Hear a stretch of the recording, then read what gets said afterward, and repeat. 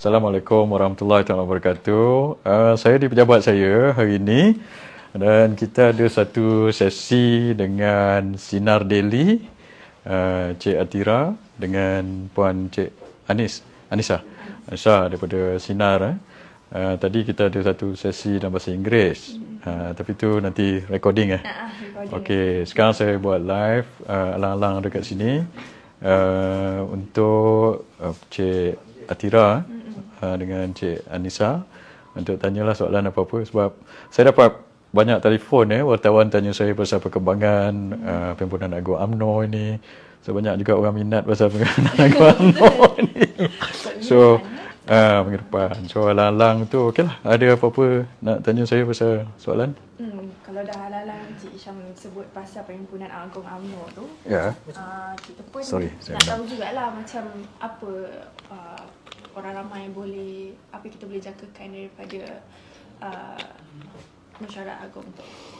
Apa orang ramai boleh jangkakan? Okey, ini nombor satu mesyuarat yang saya ingat bukanlah luar biasa, tapi luar biasa sikit daripada yang lain lah sebelum ini. Sebab ini mesyuarat yang pertama kali kita buat selepas kita kalah PRU 15.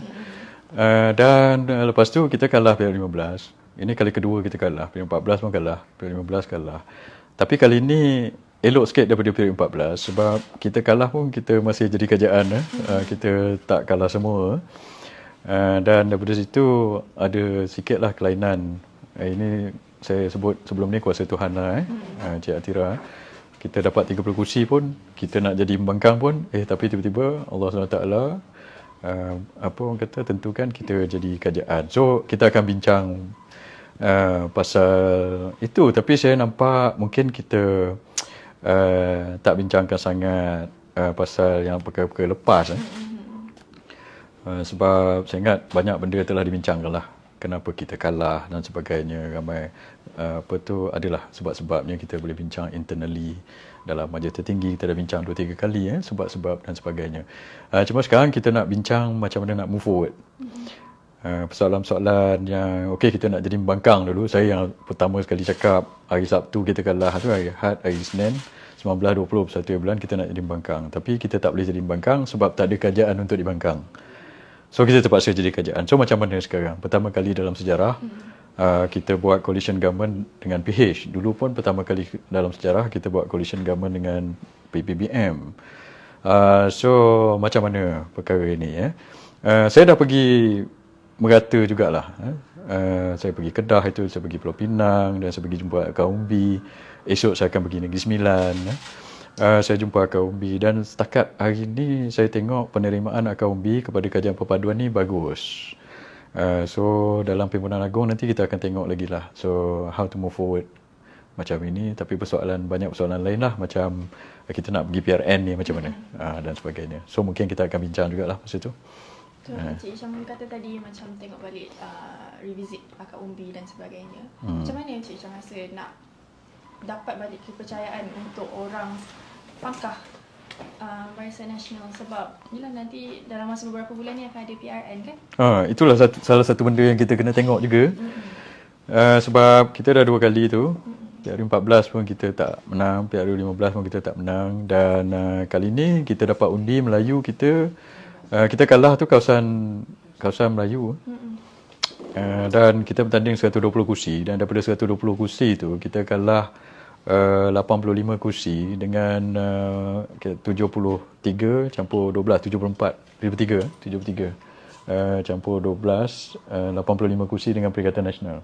73 kursi kawasan yang UMNO bertanding, yang diorang menang, dan 12 kursi yang kita dapat nombor 3, mereka dapat nombor 2, dia kalah dengan PH. So 85 kursi sebenarnya kita kalah dengan Perikatan Nasional di kawasan-kawasan Melayu. So kita kena tanya kenapa kali ini Perikatan Nasional mengatasi kita di kawasan-kawasan Melayu. Dan daripada segi jumlah undi, kita dapat lebih kurang 3.3-3.4 juta jumlah undi yang undi UMNO di kawasan-kawasan ini. Dan ini secara orang kata, saya tak tahulah apa orang kata, saya tak sangka ke apa kan, jumlah undi yang kita dapat ni bersamaan dengan jumlah ahli UMNO. So jumlah ahli UMNO pun 3.3-3.4 juta. jumlah undi yang kita dapat pun 3.3344 juta. So kalau orang nak buat secara general je remark, orang boleh kata mungkin kalau kita buat secara orang kata secara general, mungkinlah ada orang kata yang orang undi UMNO ni mungkin ahli UMNO saja. So mungkinlah orang boleh buat conclusion itu, kesimpulan itu. So cabaran kita macam mana nak dapat undi daripada yang atas pagar, luar daripada ahli UMNO ini. So kita nampak hari ni macam ada pecahan undi. Ada pecahan undi, betul. So lepas itu kita tahu kita kalah sebab kita dimomokkan dengan gejala, apa orang kata, kita ni UMNO ni dia letak kita sinonim dengan rasuah. So benda ini yang kita kena orang kata perbetulkan lah. Dan saya tengok bila kita dituduh rasuah dan pemimpin kita pergi mahkamah untuk bersihkan nama dia, which is okay lah, betul lah. Tapi yang sebelah sana, orang yang menuduh kita rasuah tu pula, dia banyak juga apa tu orang kata tuduh-tuduhan rasuah tapi dia tak pergi mahkamah. Ini yang pelik. Dan masa itu hari, salah satu sebab kita kalah juga sebab saya tengok kita kalah dengan duit. Ada bukti-bukti yang menunjukkan Perikatan Nasional ni pakai duit. Ada video, dia bayar pengundi. Ini yang, this is why we cross the line. Sebab macam saya cakap sebelum ni banyak kali, saya kata okey lah kita nak bayar jentera kita untuk buat kerja, okey, itu tak menyalahi undang-undang. Tapi where we cross the line ialah bila awak bayar pengundi. Bila awak bayar pengundi untuk dia undi, itu tak betul, itu tu berasuah pengundi itu. Dan kita nak negara ni pergi ke mana bila kita menang pilihan raya dengan cara rasuah pengundi. Saya dah cakap di Pulau Pinang, saya cakap di Kedah, saya tak setuju dengan perkara ini. Sebab itu kita kena siasat 600 bilion itu. Yang dia kata 530 bilion, lepas tu yang dia kata 92.5 bilion lah apa.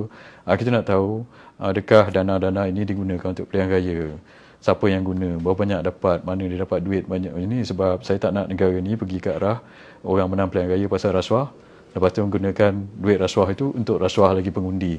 Mereka kata kita rasuah, sebenarnya dia rasuah. Sebab itu saya kata sebelum ini, saya kata PRU 15 baru-baru ini adalah PRU pilihan raya yang terkotor dalam sejarah Malaysia, dalam sejarah pilihan raya Malaysia. Sebab PRU itu kita nampak ada parti politik yang menang pasal merasuah pengundi. Ada video, ini bukan saya cakap saja. Dan Perdana Menteri pun dah sebut itu hari. Dia kata SPRM tengah menyiasat ke ini. Dan sebab itu kita kena tengok juga, pantau. Sebab kita nak pergi PRN ni, macam mana, adakah benda ni akan berlaku lagi. Kalau mereka datang lagi, duit dulu ada lebih lagi berbilion-bilion, dah pergi PRN Selangor, PRN Negeri Sembilan, PRN Pulau Pinang apa semua, dia rasuah lagi pengundi, macam mana. So saya tak mahu kalau kita menang pilihan raya sebab bayar-bayar duit kepada pengundi ni. Bayar jentera, okey, sebab dia nak kena ada kos, saya faham tu. Tapi bayar pengundi ni tak boleh. Saya bertanding di Shah Alam, saya dah sebut nak bayar RM1 pada orang buta pun tak boleh. Macam mana pula ada video orang kata angkat sumpah wallahi wabillahi watalahi kan, undi PAS, lepas tu bagi duit, itu saya tak setujulah. Sebab kita tak nak negara ni nanti, kalau negara ni menjadi macam itu, orang tak percaya pada sistem kita. Orang kata inilah Malaysia, demokrasi apa ni, demokrasi rasuah. Sebab apa, ada satu Perikatan Nasional, satu pakatan politik menang berpuluh-puluh kursi sebab bayar pengundi. Itu saya tak setuju. Tadi Encik Syam cakap banyak wartawan yang tanya pasal Perhimpunan Agong UMNO dengan posisi Encik Syam sekali dalam UMNO ni, mestilah wartawan akan pergi kat Encik Syam kan. Tapi kita minta Encik Syam ulas sikit lah dalam Perhimpunan Agong UMNO yang akan datang ni. Perwakilan UMNO akan hantar usul berkenaan dengan Akta Lompat Parti. So kita nak Encik Syam ulas sikit tentang tu. Akta Lompat Parti ni memang dah ada. So memang dia macam ni, Akta Lompat Parti tu dia memang, kita dah luluskan itu hari. Cuma dia tak airtight. Sebab itu hari katakan orang itu dia dia tak lompat parti tapi dia nyokong orang lain. Macam mana tu? So sebab dia ahli parlimen. So macam mana parti nak enforce benda itu? Kan? Macam itu hari, masa kita nak form government itu hari, lepas 19 November, itu tak apa sebab dia sign, ada setengah-setengah pihak didakwa sign SD untuk menyokong orang lain. tanpa kelulusan parti. Tapi SD mereka tak laku sebab masa itu dia sign SD atas kapasiti apa. Dia belum lagi ahli parlimen. Sebelum angkat sumpah, belum ahli parlimen. So sebab itu si Paduka Baginda Pertuan Agong panggil 3 orang mewakili parti sebab kita kena pergi en bloc time tu sebab tak ada lagi ahli parlimen secara rasmi, tak angkat sumpah lagi. Tapi sekarang mereka dah angkat sumpah. So mereka ni ahli parlimen. So kalau dia nyokong orang lain macam mana cerita? Kalau kita pecat mereka ini daripada parti, adakah jatuh? Begitu. So kalau mengikut apa yang mereka telah tanda tangani masa dia nak jadi calon tu jatuh. Jatuh kedudukan mereka sebagai ahli parlimen dan kita kena buat pilihan raya semula. Tapi itu mekanisme yang kita sendiri buat, mekanisme dalaman, dan pada saya nasib baik kita ada mekanisme tu. Kalau kita tak ada mekanisme tu sekarang ni mungkin ada ahli-ahli parlimen kita yang nak pergi sokong orang lain, saya tak tahulah. Tapi itu mekanisme yang kita buat sendiri, yang telah disign antara kita dengan ahli parti yang nak jadi calon pada ketika itu. But untuk kita kukuhkan lagi benda ini, mungkin kita boleh gubal akta. Bila gubal akta, dia jadi undang-undang, bukan saja kontrak antara individu dengan individu atau individu dengan parti. So bila dia jadi undang-undang, dia lagilah akan kukuh perkara itu. Dan orang tanya saya mengapa pula nak jadikan undang-undang benda ni, kenapa nak kukuhkan akta lupa parti? Sebab kita tak nak ketidakstabilan politik lagi. Macam lepas PRU14 itu, negara kita huru-hara, ekonomi teruk, unemployment sampai orang tak bekerja 700-800 ribu. Ada satu masa sampai 900 ribu orang tak ada kerja. Sebab apa? Satu pasal COVID, satu lagi pasal pelabur pun tak nak masuk. Sebab pelabur-pelabur tak nak masuk, sebab politik kita tak stabil. Asyik lompat parti, lompat sana. So sebab itu akta ini dibuat dan perlu diperkasa dan dikukuhkan supaya politik Malaysia stabil, supaya kita boleh mengukuhkan dan memperbaiki ekonomi kita lah. So tadi kita ada borak pasal pemilihan presiden. Apa perkembangan baru yang Cik Syam boleh kongsikan? Okey, pasal apa? Soalan apa? Apa perkembangan terbaru yang macam mungkin orang yang tak tahu lagi? Kita Cik Syam boleh pemilihan presiden. Pemilihan presiden dengan timbalan presiden. Kita tak bincang lagi pasal tu. Tak bincang lagi. Tak ada perkembangan lagi lah. So kita ada soalan. Okey. Ramai orang tanya. Saya ingat reporter daripada minggu lepas tanya saya pasal ini. So to be frank with you, kita tak bincang apa pun pasal itu lagi.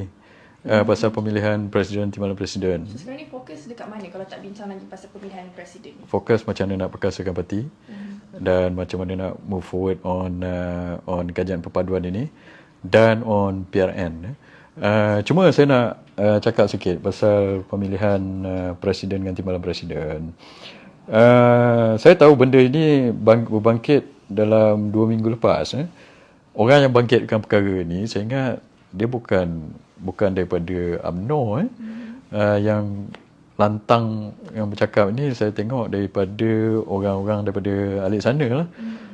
Sama ada mereka menyokong Perikatan Nasional ataupun orang dalam Perikatan Nasional. So saya nak soal ni, orang Perikatan Nasional ni ataupun orang-orang yang menjadi broker ke saya tak tahu lah yang menyokong dia orang ni, yang dia sibuk-sibuk dengan pemilihan presiden dengan timbalan presiden kita ni. Kenapa? Sebab orang UMNO tak ada lantang sangat bawa isu ni.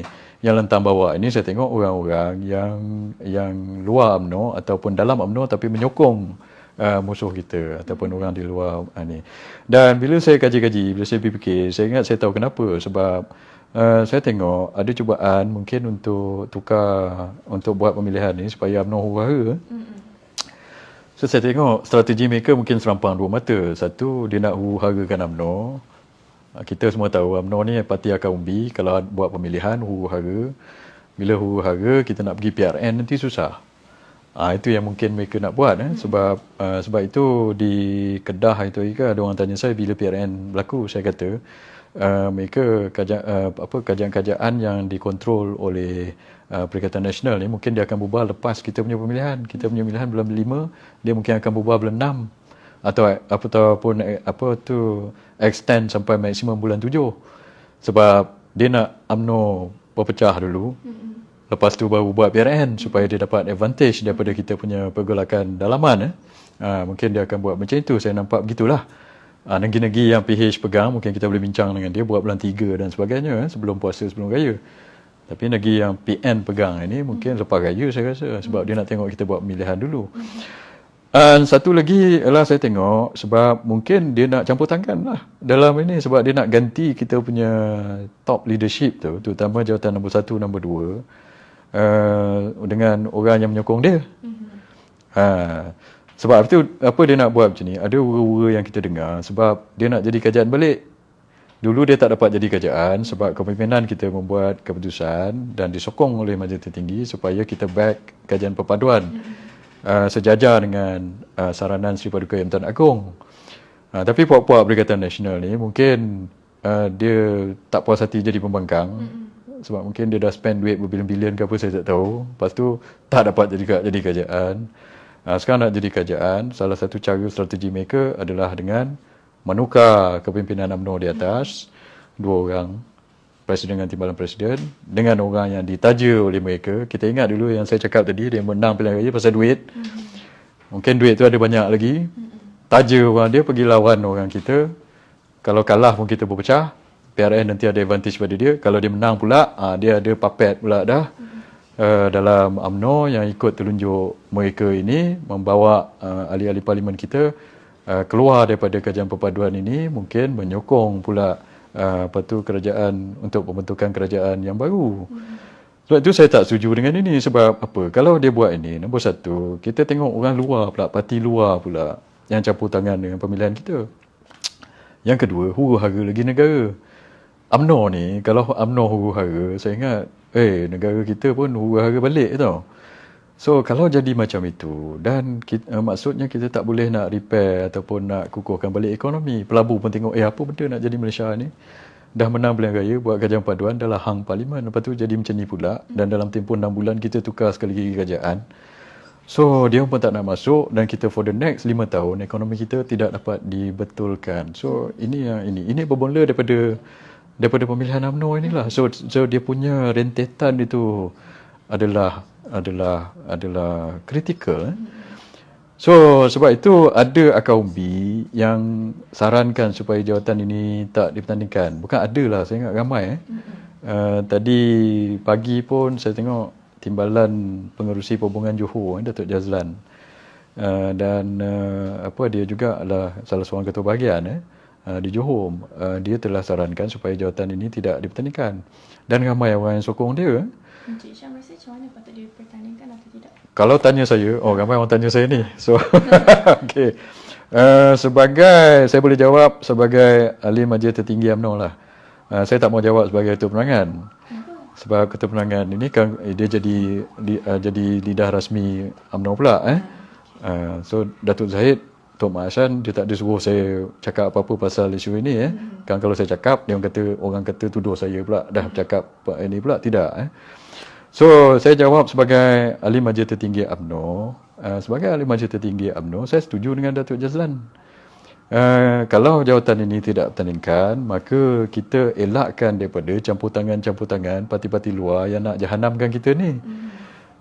So, bayangkan, kalau dipertandingkan jawatan Presiden, Timbalan Presiden, walaupun setakat ini kita mempunyai keyakinan yang Datuk Zahid dengan Tok Mak Hassan dia boleh menang. Sebab akar umbi suka mereka ni. Dulu masa PRU dia telah dimomokkan macam-macam. Tapi track record mereka bagus.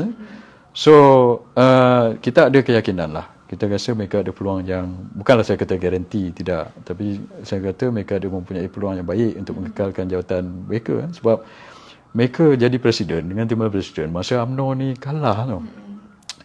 UMNO bukan jadi kerajaan. UMNO ni tak ada apa tau. Despite all that, dia bawa kita menang PRK, menang PRN, menang 30 ahli parlimen pun kita boleh jadi kerajaan balik. So itu bukanlah satu benda yang senang nak dibuat. Tanya siapa-siapa sebelum ini bukan senang. So ada kejayaan dekat situ. Bila orang lain nak masuk, time kita dah apa orang kata nak bentuk kerajaan ini, itu pada saya susah untuk difikirkan. Itu satu. Cuma kita tak nak katakan mereka dua lawan, dia menang, tapi kesannya macam mana? Orang yang lawan itu tabur duit katakan ke apa, ataupun worse, ataupun lagi buruk kalau mereka ni ditaja oleh pihak luar. Kalau mereka menang kalah macam mana, akan wujud lagi puak-puak dalam UMNO. Lepas itu untuk kita nak pergi PRN ni satu hal. Dulu kita buat keputusan supaya PRU pemilihan UMNO ditangguhkan 6 bulan lepas PRU. Pasal apa? Pasal sebab yang samalah. So kita tak nak UMNO pecah sebelum pilihan raya. Kali ni kita ada PRN 6. Takkan nak pecahkan lagi. Itu adalah satu risikonya bila pecah nanti runtuh pula kerajaan kalau kepimpinan kita ditukar. Dua orang itu orang tu tak support, bawa UMNO pergi ke mana, macam mana ceritanya, jadi masalah. Bukannya UMNO saya masalah, satu Malaysia jadi masalah. Dan satu lagi saya nak tanya kepada penyokong-penyokong Perikatan Nasional atau broker Tan Sri Muhyiddin ke apa dalam UMNO. Senang saya cakap lah, terus terang cakap dengan awak. Saya nak tanya, yang dia sibuk-sibuk ni, suruh presiden kita bertanding, timbalan presiden kita bertanding. Dalam parti mereka, dalam Perikatan Nasional, dalam PAS, dalam PPBM, dia tanya presiden kita, saya nak tanya dia, presiden dia bertanding ke dalam pemilihan? So dia sibuk dengan kita. Saya tengok PPBM pun Muhyiddin tak bertanding pemilihan. Siapa ni dalam PAS pun Haji Hadi tak bertanding juga pemilihan. Dalam parti-parti lain pun tak ada bertanding presiden pemilihan. So yang dia sibuk-sibuk suruh jawatan presiden UMNO dalam tanding pemilihan ni, kenapa? So saya nak sebut pada mereka ini yang suka bodek Muhyiddin ni, kaki bodek Muhyiddin ni. So tanyalah, kalau awak nak suruh presiden UMNO bertanding, awak suruhlah Muhyiddin bertanding dulu, dengan Haji Hadi tu bertanding dulu. Jangan sibuk-sibuk pada pemilihan kita, sebab kita nak jaga parti kita untuk solidkan UMNO ini, untuk pergi PRN ini. Lepas itu untuk kita berada dalam dinamik baru dalam kerajaan perpaduan ini dengan PH ini, itu satu cabaran. So kita tak mau mengeruhkan lagi dengan benda-benda komplikasi. Untuk kita, bila kita bertandingkan ini, maka orang akan kacau daripada luar pula, macam itu. Dan persoalannya itulah, kepada siapa-siapa yang cerita pasal penat sangat pemilihan demokratik lah apa benda, tanyalah Haji Hadi dengan Muhyiddin tu, kenapa awak tak bertanding jawatan presiden? So saya nak dia jawab itu dulu. So kalau Encik Syam sebut pasal Haji Hadi kan, kalau macam untuk Perhimpunan Agong UMNO ni, adakah semua wakil parti komponen kerajaan perpaduan sedia ada akan dijemput hadir ke PU? Saya tak tahu, itu soalan untuk Setiausaha Agong lah kot. Sama ada jemputan. Tadi ada Sinar Abah dengan Datuk Ahmad Maslan. Ada orang tanya tak soalan tu? Ada. Akan dibincangkan. Okey, kejap lagi saya ada mesyuarat pengurusan UMNO pukul 8. Tak tahulah ada bincang kat situ ke tak. Lepas tu Biro Politik 5 hari bulan. Biro Politik petang, lepas tu malam tu mesyuarat majlis tertinggi. So eksekutifnya pengurusan dengan Biro Politik, tapi the decision maker is still majlis tertinggi. So mungkin akan dibincang dalam majlis tertinggi lah. Kalau majlis tertinggi jemput, okey saja saya rasa. Saya rasa patut dijemput ke tak? Saya rasa saya open. Pada saya tak menjadi masalah, sebab kita dah sama-sama dalam kerajaan dengan mereka. Dan dulu kita pernah jemput PAS dalam kita punya Perhimpunan Agong. So sebab masa tu kita bekerjasama dengan PAS. So sekarang ni kita bekerjasama dengan PH. So kalau nak jemput boleh aja, tak ada masalah. So sebab kita ni lepas PRU ni kita nak fokus untuk membina semula negara ni, terutama dalam ekonomi lah. Kan, so macam dalam UMNO, walaupun kita ada 30 ahli parlimen, tapi kita ada banyak pengalaman dalam pentadbiran compare dengan parti-parti lain. So sebab itu sekarang ni saya tahulah kan, saya ingat ada beberapa menteri pun sekarang ni menghadapi cabaran ingin nak buat statement pun kelang kabut sekarang. So sebab tu daripada dulu saya cakap, saya kata jadi kerajaan ni bukan senang. So bila di luar kerajaan sebagai pembangkang memang sedap lah kritik, tapi bila jadi kerajaan, bila awak nak kena buat dasar, kita tak boleh dalam politik. Saya nampak ada beberapa menteri masih struggle. Dalam UMNO kita ada pengalaman dalam kerajaan, so kita ada pengalaman buat dasar, so mungkin kita boleh share sedikit banyak pengalaman kita lah. So awak dan kerajaan, okey, tak apa, kita bantu. So kalau dalam Perhimpunan Agong ini, kalau nak jumpa boleh aja jumpa, tak ada masalah pada saya. Dan saya nak nasihat sikit lah pada menteri-menteri buat statement tu, kadang-kadang kena fikir sikit lah. Jangan buat statement-statement yang buat rakyat marah. Sikit-sikit viral. Saya dulu dalam kerajaan 20 tahun, so saya biasa buat statement. Dan saya nak cakap sikit, dalam kalau kita buat statement politik, lain dengan statement dasar. Sebab dalam politik, kadang awak buat statement, lepas tu awak tak boleh tunai, tak apa. Sebab dalam politik, cycle dia mungkin seminggu, 2 minggu, orang lupa lah. Tapi dalam kerajaan, kalau awak jadi menteri, awak pembuat dasar, buat statement, itu menjadi masalah kalau awak tak tunai. Sebab dalam kerajaan, kalau menteri atau penjawat awam macam saya dulu, every statement that you make become policy statement. Particularly if you are minister. Dan bila awak buat satu statement, dia become, kita panggil ada legitimate expectation. Legitimate expectation ni maksudnya ada keabsahan orang expect benda tu benda yang sahih tau. So kalau awak berjanji something dalam buat statement-statement kerajaan, ada legitimate expectation, lepas tu awak tak tunai, itu boleh menjadi masalah kepada kerajaan.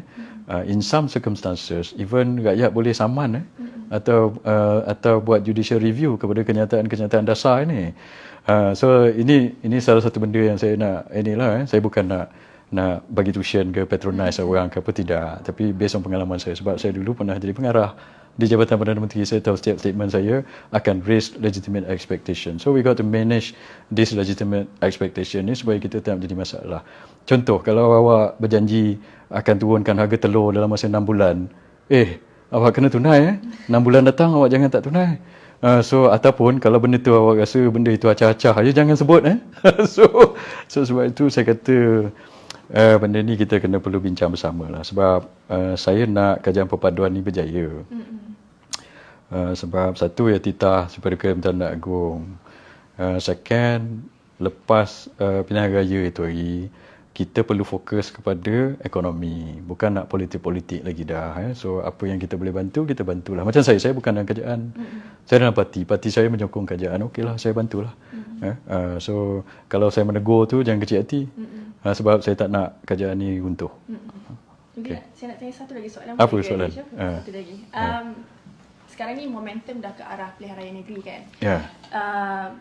Dekat pilihan raya negeri, Melaka dan Johor, keputusan on your side lah.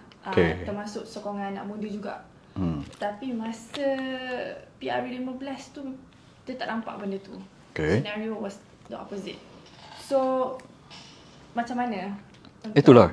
Kita macam... Ya, saya tengok ramai penganalisa pun perplex. Mereka pun macam mana jadi ni. And ada kawan-kawan saya di setengah-setengah kawasan, mereka pun terkejut. Dia orang kata kawasan tu dijaga 30 tahun. So dia tak boleh fikir macam mana boleh kalah 30,000. Itu pasal saya kata salah satu sebab ialah kerana tomahan lah. Mereka kata kita ni korup. So mungkin anak muda ataupun pengundi atas pagar tak suka parti yang korup. Pada masa yang sama, Perikatan Nasional kata dia bersih.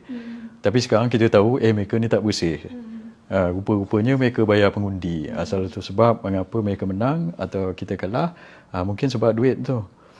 So kali ni sebab itu tiba-tiba jadi 180 darjah terbalik daripada Johor dengan itu. Dan satu itu lagi. Satu mungkin ada benda yang kita kena reflect juga. Ada mungkin kesilapan timing kita juga.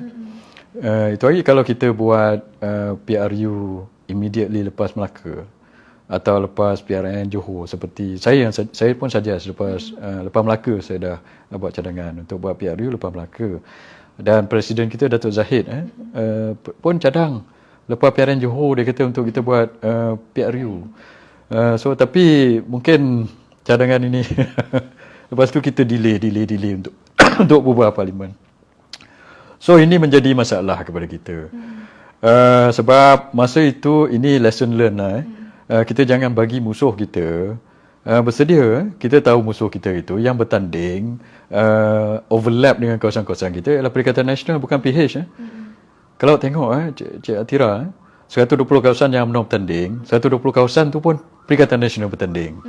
Kawasan UMNO dengan kawasan ramai orang kata tak ada, dia orang kata kenapa Perikatan Nasional bising, dia kata kenapa UMNO sekarang bekerjasama dengan DAP.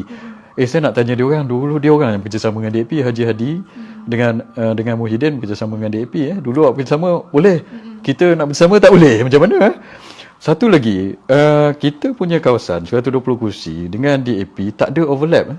Dulu ada satu Raub. Sekarang ni Raub bukan kawasan UMNO. 120 kawasan yang UMNO tanding tak ada overlap dengan DAP. Tapi 120 kawasan yang UMNO tanding semua overlap dengan Perikatan Nasional.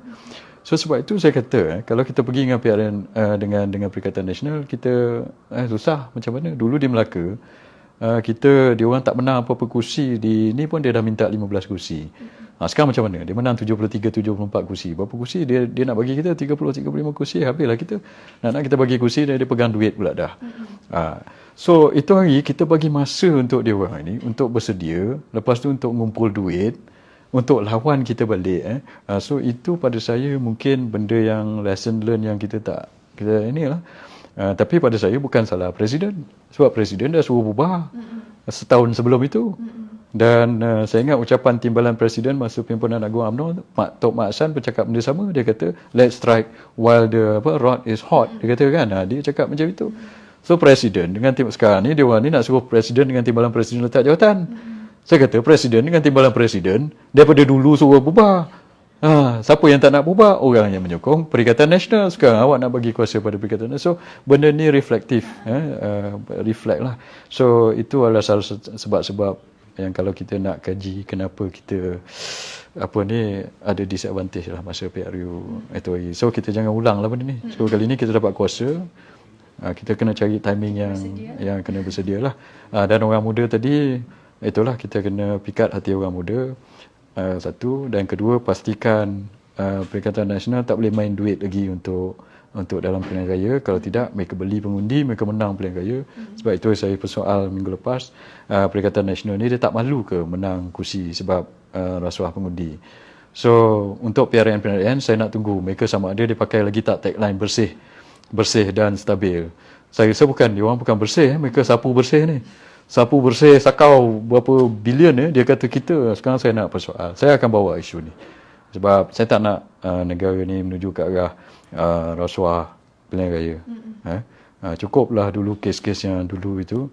Tapi tak boleh. This is where we cross the line lah. This is where we have to draw the line. We cannot cross. Tu. Lagi? Ada soalan lagi? Okay. Mungkin in the future kita boleh set up mencari lagi. Boleh. Abang nak tanya soalan? Dia nak di-charge tentang 600 bilion. Okey, 600 bilion sekarang ni, 600 bilion SPRM tengah siasat 92.5 bilion.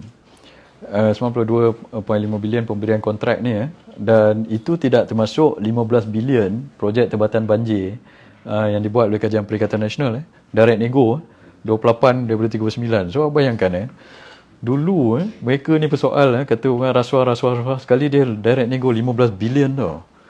So saya tak boleh bayang macam mana 15 bilion ni dibagi direct nego, dan saya dengar dia cuma dibagi kepada hanya beberapa kontraktor. So ini perlu disiasat sebab kalau ada sumber-sumber penggunaan dana pilihan raya oleh Perikatan Nasional, sumbernya daripada syarikat-syarikat ataupun kontrak-kontrak direct nego ini, maka itu bukan saja kesalahan pilihan raya, tapi itu adalah kesalahan jenayah rasuah. SPRM boleh siasat dan SPR pun boleh siasat. So itu saya rasa kena buat segeralah. Bukan pasal kita nak pun kata korek-korek ke tidak, tapi ini kita tak nak benda ni berlaku lagi lah. Kalau tidak, macam mana negara ni macam saya cakap tadi lah, menuju ke mana. Ada, Kapten?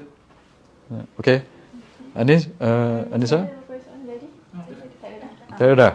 Okey, terima kasih banyak daripada Sinar. Dengan Sinar Daily. Tak ada masalah. Nanti saya pergi tempat awak pula. Macam itu hari saya dah pergi tempat awak 2 kali. Dua kali. Okey. Kalau ada soalan-soalan lagi, Pak Din, okey? Ada soalan lagi? Tak ada? Okey, terima kasih banyak. Assalamualaikum warahmatullahi wabarakatuh. Kita jumpa lagi. Terima kasih.